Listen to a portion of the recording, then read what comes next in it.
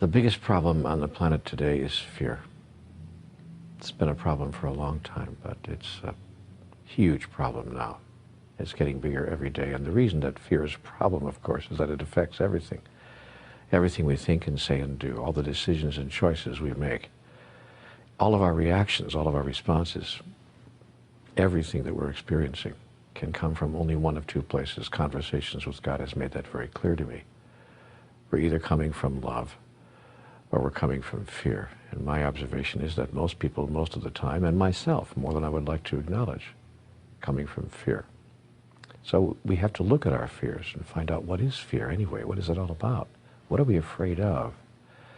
And what impact is it having on the choices and decisions and the creations for which we have made ourselves responsible? By the way, that's one of the first fears that there is, the fear of being responsible, the fear of placing ourselves in a position of responsibility for all that we are creating. So fear is the first aspect of the human experience, as I understand it, that we need to work very hard to heal, and I might even say to transform. You transform fear, and you transform the world. Now let's take a look at what it is that we're afraid of. First of all, as I observe it, we're afraid of life itself and so much that goes on in life. We're afraid of life because we're afraid of death. Conversations with God says that all fear, ultimately, is a fear of death. If you're not afraid to die, then you're not afraid to live. But how can you not be afraid to die? Well, you cannot be afraid to die if you understand what death is, and as a result of that understanding, you understand what life is. The wonderful book, Home with God, in a Life That Never Ends, explains all this in extraordinary detail. It talks about the moment of our death, the process of death itself, and the reason that we're experiencing life as we are on this planet. I would suggest that anybody who wants to know more about this particular subject take a good look at that book. It's very difficult after reading that text to be afraid at any deep level of dying. And when that fear goes away, as I said, then fear of life disappears as well. We're afraid of nothing and no one because, and there's a very good reason why. See, all fear is based on the idea that we need something. That's what fear is, really. You want to know what fear is defined? The definition of fear is the thought that we are not going to be able to have something we think we need. It's as simple as that. The person who doesn't need anything has no fear of anything. When I don't need anything from you, I don't fear you. When I don't even need my own life, in a sense, when I don't think that I need this particular version of life in this particular physical form, then I'm not afraid even if you kill me. Then I really don't need you for anything. I don't even need you to stop killing me. That creates true fearlessness, and most spiritual masters reside in that place, a place of utter fearlessness. So when I begin to look at my own fears and begin to feel them, and when I have an idea that my fears are starting to, how do I say this, overcome me, overpower me almost, paralyze me, because all of us have been paralyzed by fear at one time or another. Some of us more often than we'd like to admit. When I get into that place, I take a close look at, what do I think I need? What is it that I think that I need here? Because that's what it is. Fear is need announced. So I look at, what am I thinking that I need? And is it possible that I really don't need that? Could I get along without it? What would happen if I didn't have that? What would happen if I didn't receive that? What would happen if what I think I need, I didn't experience or couldn't experience?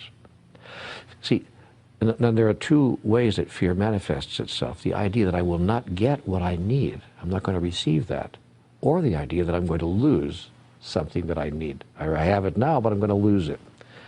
And that's most often presenting itself in human experience, as I observe it, in relationships. It presents itself in other ways as well. We have fears around money, fears around power, fears around health, and many other items. But more often than not, almost all the fears that I see people experiencing have to do with relationships of one kind or another, and especially those delicate relationships that we call romantic intertwinings of the human experience. Boy, oh boy, oh boy. First, I'm afraid that no one's going to love me, and then I'm afraid if somebody does, I'm going to lose the love. And how I solve that, when I do, except when I don't, but how I solve that when I do, how I get into a place of what I want to call spiritual health is when I understand who I truly am and that I actually don't need the love of another or any other in order to experience who I truly am, in order to experience serenity, peace, joy, happiness. Every time I think that my joy is obtainable, or that I'm sourced with my joy, that my joy comes from someplace outside of myself, I get into fear.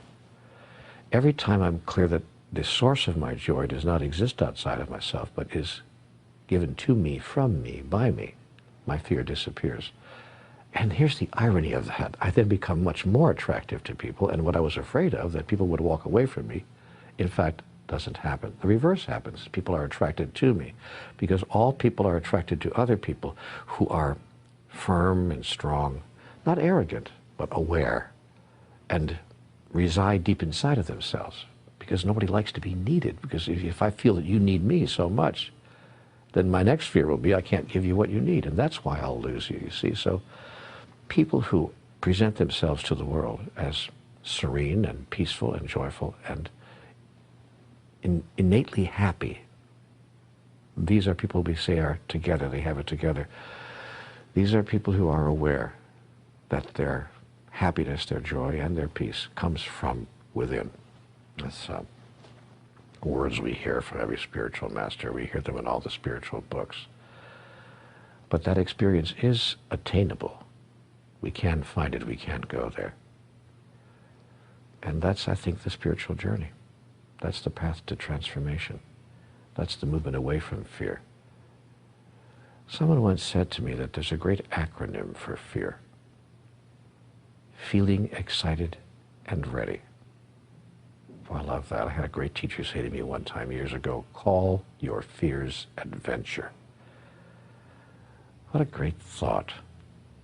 So I'd like to maybe leave you with that thought for today. Whatever you're afraid of right now, realize a couple of things. One, it's not real.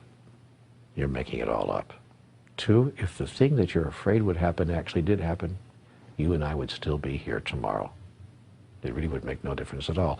Unless, of course, you wouldn't be here tomorrow, in which case it absolutely would make no difference at all. Three, if you can call your fears adventure, you'll bring in an energy that will heal the fear, the energy of excitement, the energy of being inspired by life itself. Because life, you see, is a process that informs life about life through the process of life itself. And if you live your life filled with inspiration and excitement, soon there's nothing to be afraid of. And it becomes the great joy it was always intended to be. That's how I see it. That's what my conversations with God told me about fear. I could be wrong, of course, about all of this. But I don't think so.